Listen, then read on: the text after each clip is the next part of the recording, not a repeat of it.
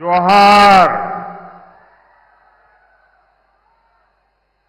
नंदुरबार मधील माझ्या सर्व भावांना आणि बहिणांना माझा नमस्कार।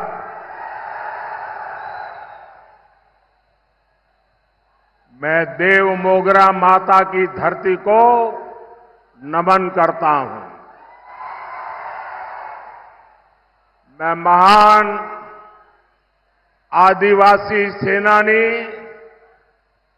राघोजी भांगरे को श्रद्धापूर्वक प्रणाम करता हूं।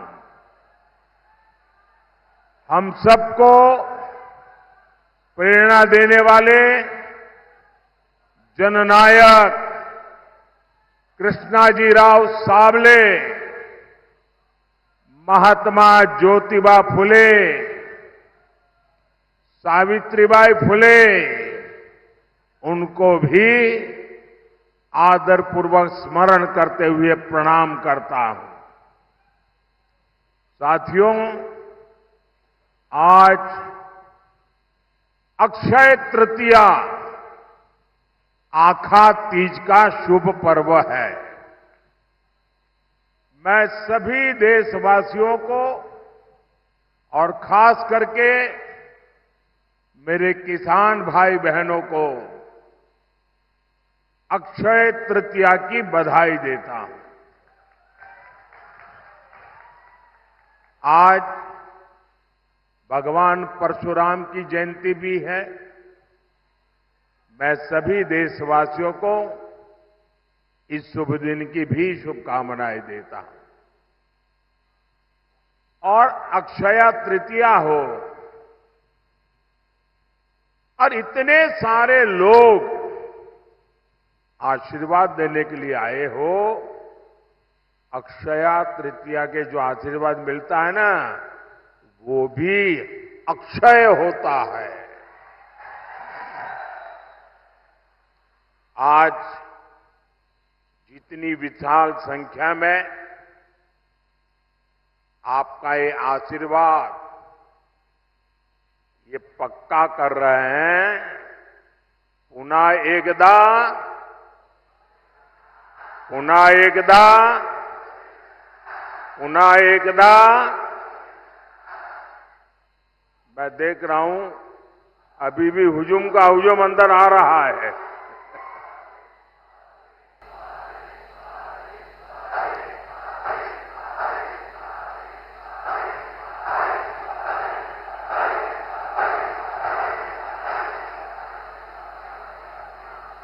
साथियों,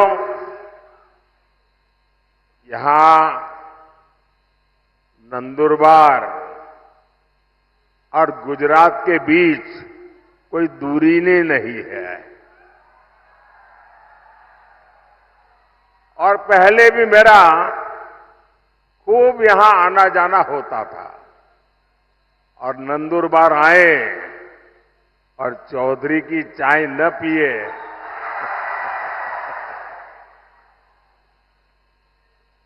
चौधरी की कड़क चाय यानी नंदुरबार की यादों से जुड़ जाती है। और चाय का रिश्ता और आपके प्यार का कर्ज मोदी कभी भी भूल नहीं सकता।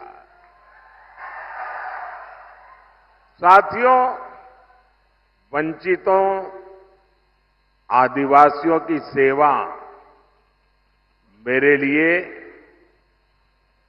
परिवार के सदस्य की सेवा जैसी है। मैं कांग्रेस के शाही परिवार की तरह बड़े घराने से नहीं निकला हूं। मैं तो गरीबी में ही बड़ा हुआ हूं। मुझे पता है यहां आपने कितनी तकलीफ उठाई है। हमारे आदिवासी भाई बहन यहां काफी ऊंचाई पर भी रहते हैं।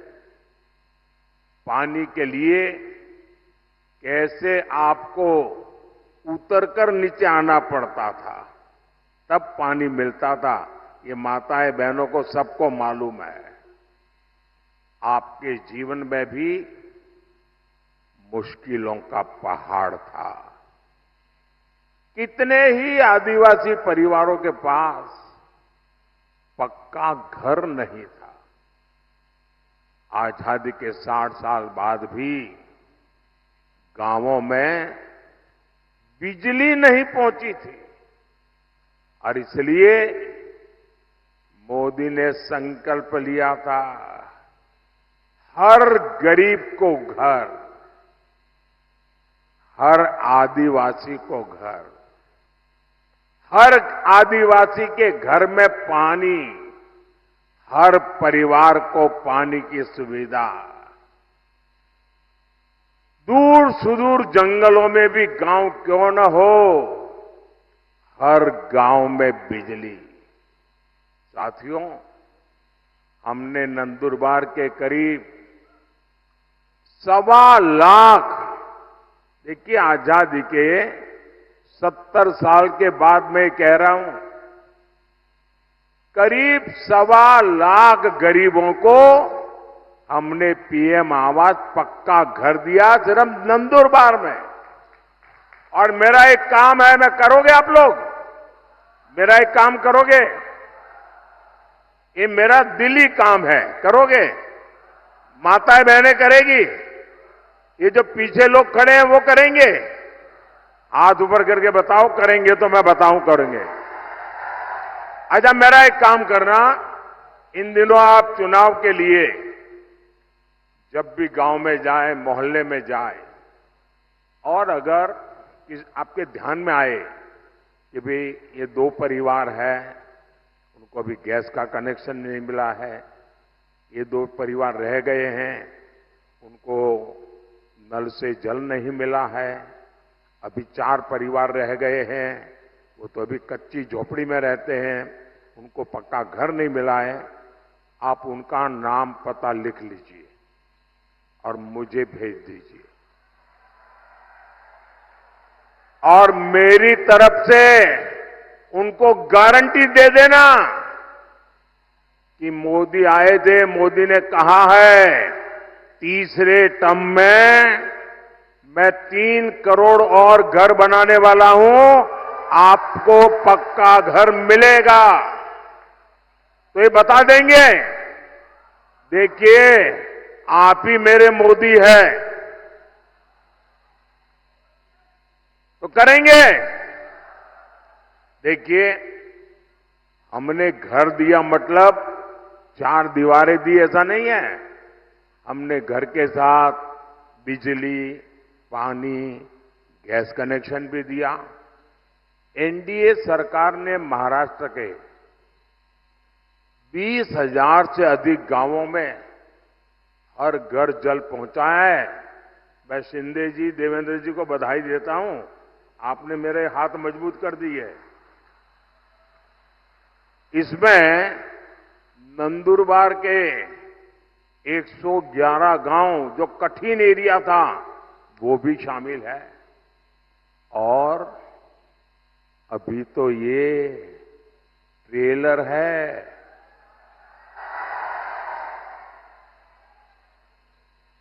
अभी तो मोदी को बहुत कुछ करना है और आपके लिए करना है। साथियों, एक तरफ भाजपा के ये प्रयास है और दूसरी तरफ एक कांग्रेस है। कांग्रेस ने आदिवासी भाई बहनों की कभी परवाह नहीं की। आदिवासी इलाकों में सिकल सेल एनीमिया एक बड़ा खतरा रहा है, लेकिन कांग्रेस ने इस बीमारी की तरफ उतना ध्यान ही नहीं दिया। ये बीजेपी है जिसने सिकल सेल एनीमिया को जड़ से खत्म करने के लिए अभियान चलाया है। और मेरी माताएं, बहनें, नौजवान, ये जो सिकल सेल एनीमिया के लिए मैं काम कर रहा हूं ना, वो चुनाव के लिए नहीं कर रहा हूं। आने वाली आपकी अनेकों पीढ़ियों के लिए मैं लगा हुआ हूं, ताकि उनको वो ऐसी बीमारी ना आए। कोई गरीब कुपोषण का शिकार ना हो, हमने इसकी भी चिंता की। आज नंदुरबार से के 12 लाख से ज्यादा लोगों को मुफ्त राशन मिल रहा है। साथियों, कांग्रेस जानती है कि वो विकास में मोदी का मुकाबला कर ही नहीं सकते, और इसलिए वो इस चुनाव में झूठ की फैक्ट्री खोल के बैठ गए हैं, झूठ फैलाकर वोट लेना चाहते हैं। कभी आरक्षण को लेकर झूठ, कभी संविधान को लेकर झूठ, और इन्होंने पूरा इकोसिस्टम ऐसी अफवाहें फैलाने के लिए 24 घंटे लगा के रखा है। साथियों, आरक्षण पर कांग्रेस का हाल चोर मचाए शोर, ये चोर मचाए शोर वाला है। धर्म के आधार पर आरक्षण बाबा साहब के सिद्धांतों के खिलाफ है, बाबा साहब की भावना के खिलाफ है। संविधान निर्माताओं ने जो संविधान बनाया, उसकी पीठ में छुरा भोंकने वाला ये माफ न कर सके ऐसा पाप है। लेकिन कांग्रेस पार्टी का एजेंडा है दलित, पिछड़े, आदिवासी, इनका आरक्षण छीन करके माइनॉरिटी के नाम पर अपने वोट बैंक को दे देना। और मैं ऐसे हवा में नहीं कह रहा हूं, मेरे पास मजबूत उदाहरण है। और इसलिए मेरे भाई बहन, आप घर घर हर एक आदिवासी परिवार को समझाइए, और मेरे आदिवासी समाज के पढ़े लिखे लोग हैं, उनको भी मैं करबद्ध प्रार्थना करता हूं कि आप समाज को जगाइए। ये कितना बड़ा संकट कांग्रेस वाले लेकर के आए हैं। अब उन्होंने क्या किया, कर्नाटका में धर्म के आधार पर आरक्षण देने की दिशा में बहुत बड़ा कदम उठाया, और उन्होंने कहा रातों रात कर्नाटका में जितने भी मुसलमान लोग हैं, उन सबको रातों रात ओबीसी बना दिया। एक ऑर्डर निकाल दिया, मुख्यमंत्री ने थप्पा मार दिया। अब हुआ क्या, जो ओबीसी को आरक्षण मिलता है, उसका सबसे बड़ा हिस्सा ये रातों रात ओबीसी बन गए, उन्होंने लूट लिया। अब बताइए, ये वो आदिवासियों के लिए करना चाहते हैं, वो दलितों के लिए करना चाहते हैं, और ये कर्नाटका का मॉडल पूरे देश में लागू करना चाहती है। एससी, एसटी, ओबीसी का आरक्षण खत्म करने के लिए। और मैं गंभीरता से कह रहा हूं, ये महाअघाड़ी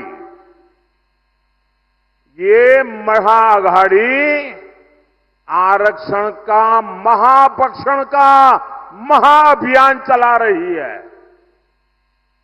वहीं एससी, एसटी, ओबीसी का आरक्षण बचाने के लिए मोदी महारक्षण, आरक्षण का महायज्ञ कर रहा है। मैं पिछले 17 दिन से लगातार कांग्रेस पार्टी को चुनौती दे रहा हूं। मैं कांग्रेस से पूछा कि वो लिख कर दें कि वो एससी, एसटी, ओबीसी का आरक्षण उसके टुकड़े करके एक टुकड़ा मुसलमान को नहीं बांटेंगी। मेरा सवाल सही है कि गलत है भाई? सही है कि गलत है? अब वो ये मुसलमानों को देना चाहते हैं और कांग्रेस जवाब भी नहीं देती है। सच बोलो ना भाई कि हम नहीं देंगे। इसका मतलब ये इनका हिडन एजेंडा है, आपका हक लूटने का खेल है भाई। मेरे इस चैलेंज पर कांग्रेस की चुप्पी थी, यानी दाल में काला है। ये चाहे जितनी भी कोशिश कर लें, देश विरोधी ताकतों के साथ मिलकर कितना ही झूठ फैला ले, आपके पास मोदी का भरोसा है, आपके पास मोदी की गारंटी है। और आप लिख के रखिए, मोदी जब तक जिंदा है, मोदी जब तक जिंदा है, एससी, एसटी, ओबीसी में से आरक्षण का रत्ती भर भी हिस्सा मैं किसी भी धर्म के आधार पर नहीं देने दूंगा। कोई उसको हाथ नहीं लगा सकता है। और देशवासी,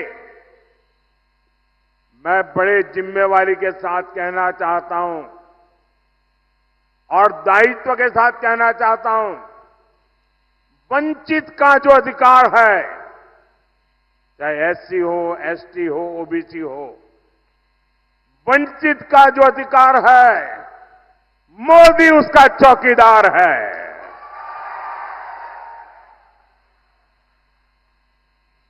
मोदी की चौकीदार में जब मोदी जैसा चौकीदार हो, किसने अपनी मां का दूध पिया है जो आपका हक छीन सकता है?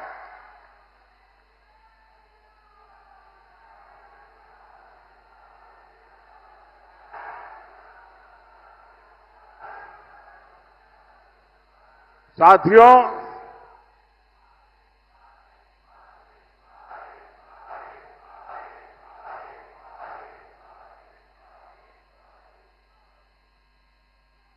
साथियों, हम तो माता शबरी की पूजा करने वाले लोग हैं,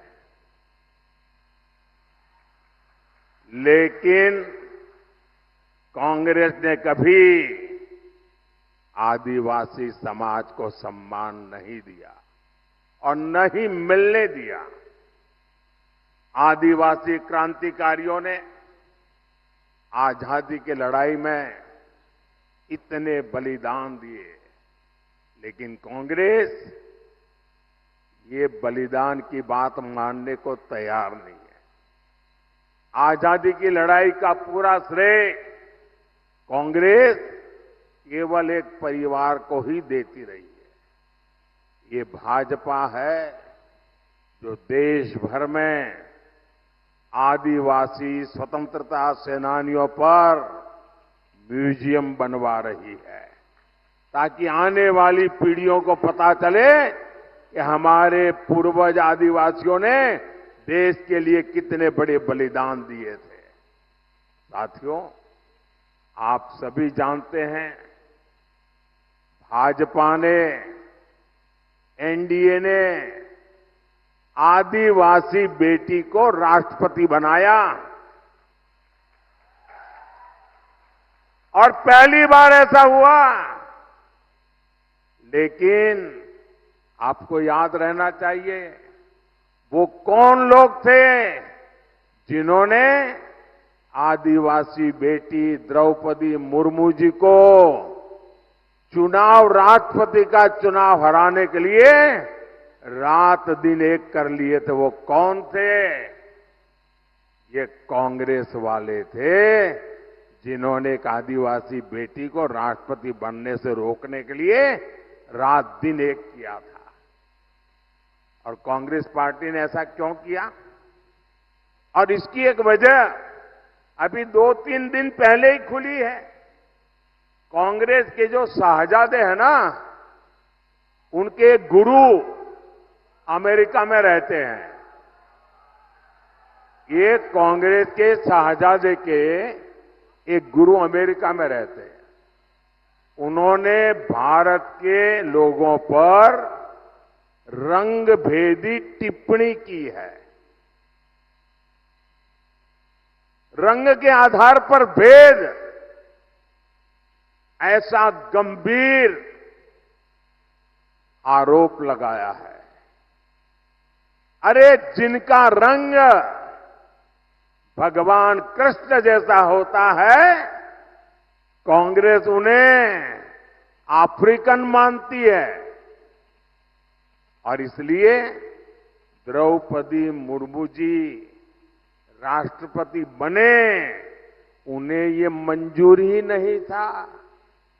आप लोग बताइए, यहां जो भगवान कृष्ण के रंग वाले हैं, क्या वो सब अफ्रीकन है क्या? क्या ये अपमान है कि नहीं है? क्या आदिवासी समाज का अपमान, इसका बदला लेने के लिए ये रंगी की बातें कर रहे हो? साथियों, कांग्रेस पार्टी का एजेंडा कितना खतरनाक है, ये शहजादे के गुरु ने इसका भी खुलासा किया है। ये शहजादे के गुरु ने अमेरिका से कहा है कि राम मंदिर का निर्माण और रामनवमी का उत्सव ये आइडिया ऑफ इंडिया के खिलाफ है, भारत के विचार के खिलाफ है। उन्होंने यहां तक कह दिया, मोदी मंदिर जाता है, वो भी उनके पेट में चूहे दौड़ने लग जाते हैं। कांग्रेस मेरा मंदिर जाना भी भारत विरोधी है।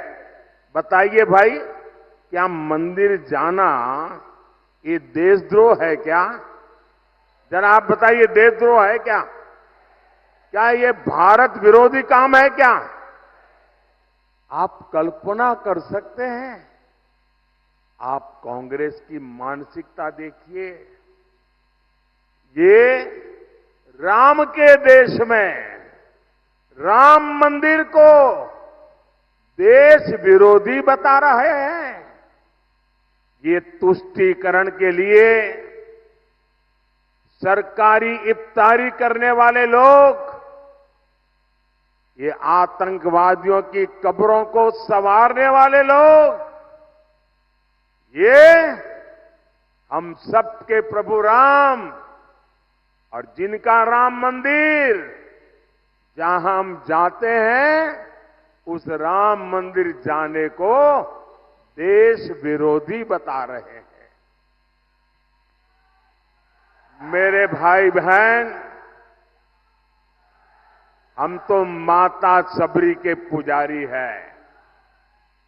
ये इंडी गठबंधन हमला, ये मोदी पर नहीं, 140 करोड़ देशवासियों की आस्था पर है। ये हमला आप पर है, ये मेरे देश के आदिवासियों पर हमला है। कांग्रेस पार्टी देश से हिंदू आस्था को मिटाने का षड्यंत्र कर रही है। साथियों, प्रभु श्री राम जीवन के उच्चतम आदर्शों, महानतम गुणों और सुंदरतम मूल्यों के महासंगम है। भारत के अस्तित्व का आधार राम से है और भारत के भविष्य का प्रेरणा पुंज भी प्रभु श्री राम है।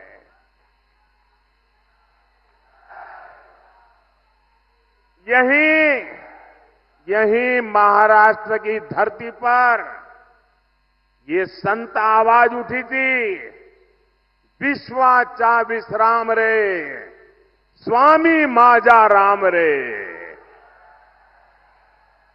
अर्थात मेरे राम तो पूरे विश्व के विश्राम है, आश्रय है। ऐसे प्रभु राम को कांग्रेस पार्टी वाले आइडिया ऑफ इंडिया के खिलाफ मानती है।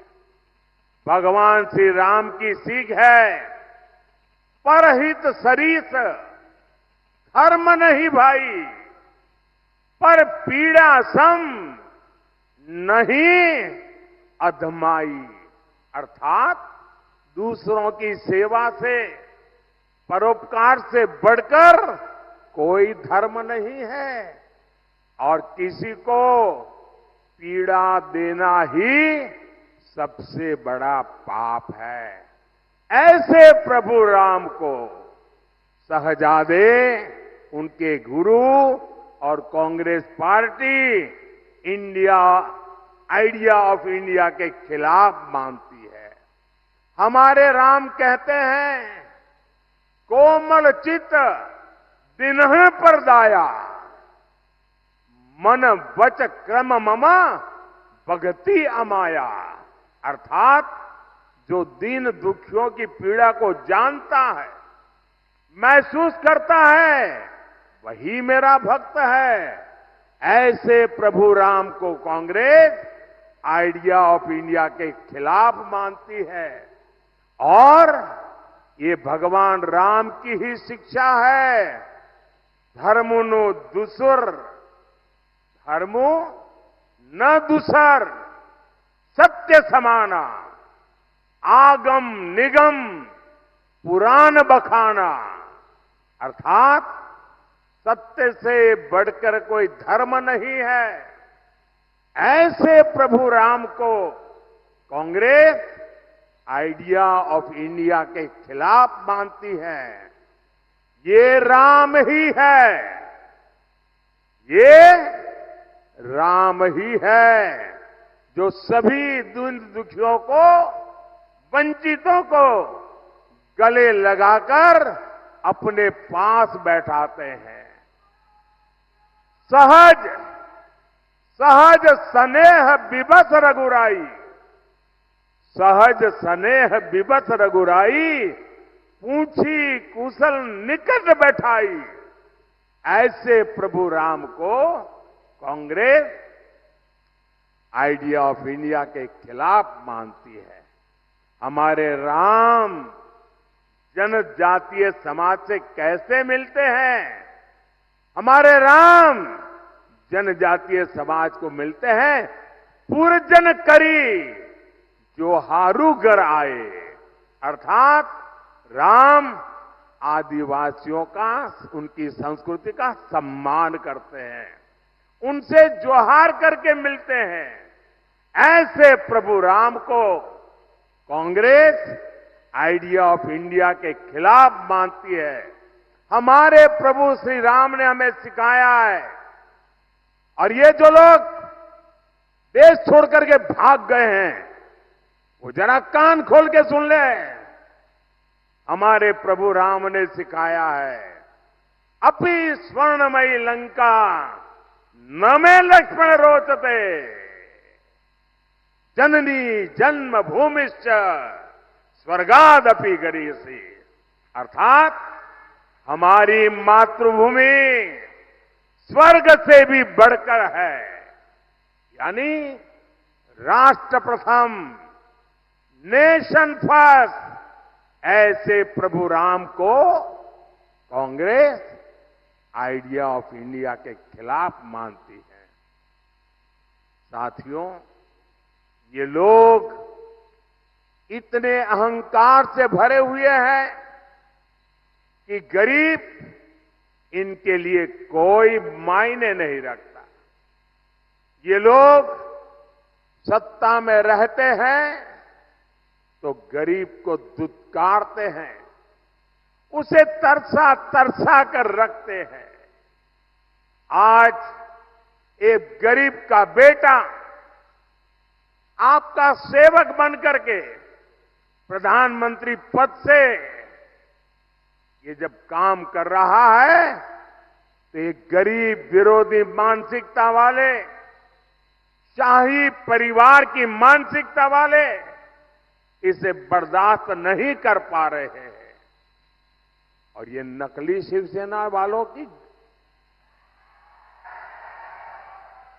गरीब से कितनी नफरत है, ये इन्होंने फिर बताया है। ये नकली शिवसेना वाले मुझे जिंदा गाड़ने की बात कर रहे हैं। एक तरफ कांग्रेस है जो कहती है मोदी तेरी कब्र खुद देगी, और दूसरी तरफ ये नकली शिवसेना है जो मुझे जिंदा गाड़ने की बात करती है। और मुझे गाली देते हुए भी ये लोग तुष्टीकरण का पूरा ध्यान रखते हैं। मोदी की कब्र खुदेगी, मोदी को जिंदा गाड़ देंगे, और इसमें भी अपने वोट बैंक को पसंद आए वही गाली दागोगे क्या? साथियों, मुझे कई बार ये सोचकर दुख होता है कि बाला साहब ठाकरे को कितना दुख होता होगा। मैंने बाला साहब को निकट से देखा है, उनके मन को, दिल को छू करके मैंने देखा है। अब तो ये नकली शिवसेना वाले बम धमाके के दोषी को भी अपने साथ प्रचार में ले जाने लगे हैं। इसका मतलब हुआ कि बिहार में चारा चोरी में जेल भुगत रहे व्यक्ति को कंधे पे बिठा के घूम रहे हैं। महाराष्ट्र में बम धमाकों के दोषी को कंधे पर बिठा के घूम रहे हैं। ऐसे पापियों को लेकर के जिनको चलना पड़ रहा है, इन लोगों के विषय में 50 बार सोचना पड़ेगा। इसलिए कोई बड़ी बात नहीं कि मुझे उनको जमीन में गाड़ने के सपने दिख रहे हैं।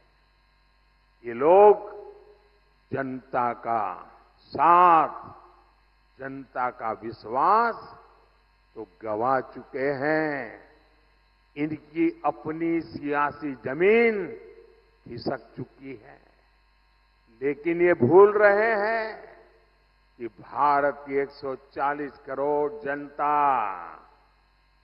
मेरे माताएं बहनें इतनी बड़ी तादाद में जो आई है ना, ये मेरी माताएं बहनें, यही मोदी की रक्षक है। ये मातृशक्ति मेरा रक्षा कवच है। मुझ पर मातृशक्ति का इतना आशीर्वाद है, ये लोग चाहकर भी मोदी को जीते जी भी और मरने के बाद भी जमीन में नहीं गाड़ पाएंगे।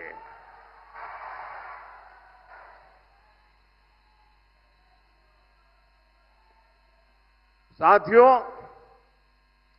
महाराष्ट्र के एक दिग्गज नेता 40-50 साल से वो ऐसे ही कुकरी मारते रहते हैं। बारामती के चुनाव के बाद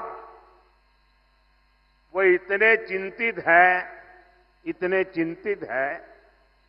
कि उन्होंने एक बयान दिया है, और ये बयान उन्होंने, मैं पक्का मानता हूं कि काफी लोगों से विचार विमर्श करके ही दिया होगा। वो इतने हताश और निराश हो गए हैं कि उनको लगता है कि अगर 4 जून के बाद सार्वजनिक जीवन में, राजनीतिक जीवन में अगर टिक के रहना है तो छोटे छोटे राजनीतिक दलों को कांग्रेस में मर्ज हो जाना चाहिए। इसका मतलब ये जो नकली एनसीपी है और ये नकली शिवसेना है, उन्होंने कांग्रेस में मर्जर करने का मन बना लिया है। अब आपको मैं बताता हूं, जब 4 जून के बाद कांग्रेस में जाकर के मरने के बजाय अरे सीना तान करके हमारे अजीत दादा के साथ और शिंदे जी के साथ आओ, बड़े शान से सपने पूरे हो जाएंगे। भाइयों बहनों, 13 मई को कांग्रेस और इंडी अघाड़ी को आपका वोट ही जवाब देगा।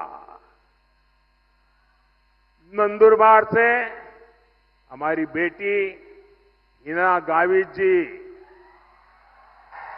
आपकी सुख दुख की साथी है, और आप जानते हैं ना हिना मेरी कितनी मदद करती है। पार्लियामेंट में आपने देखा होगा, ये छोटी बेटी है लेकिन पार्लियामेंट में विपक्ष वालों के छक्के छुड़ा देती है। आप उन्हें ज्यादा से ज्यादा वोट देकर बहुत बड़ी जीत दिलाइए। और मेरा इसके लिए आग्रह है, मतदान ज्यादा होना चाहिए। भाई करोगे? पहले मतदान फिर जलपान, मंजूर है? अच्छा, मेरा एक काम करोगे, जरा हाथ ऊपर करके कहिए। माताएं बहनें बताइए, मेरा एक काम करोगे? जरा हाथ ऊपर करके बताइए, मेरा एक काम करोगे? देखिए, घर घर जाना और लोगों को कहना कि अपने मोदी जी आए थे और मोदी जी ने आपको प्रणाम भेजा है। मेरा प्रणाम पहुंचा देंगे? हर परिवार में मेरा प्रणाम पहुंचा देंगे? बोलिए भारत माता की, भारत माता की, भारत माता की। बहुत बहुत धन्यवाद।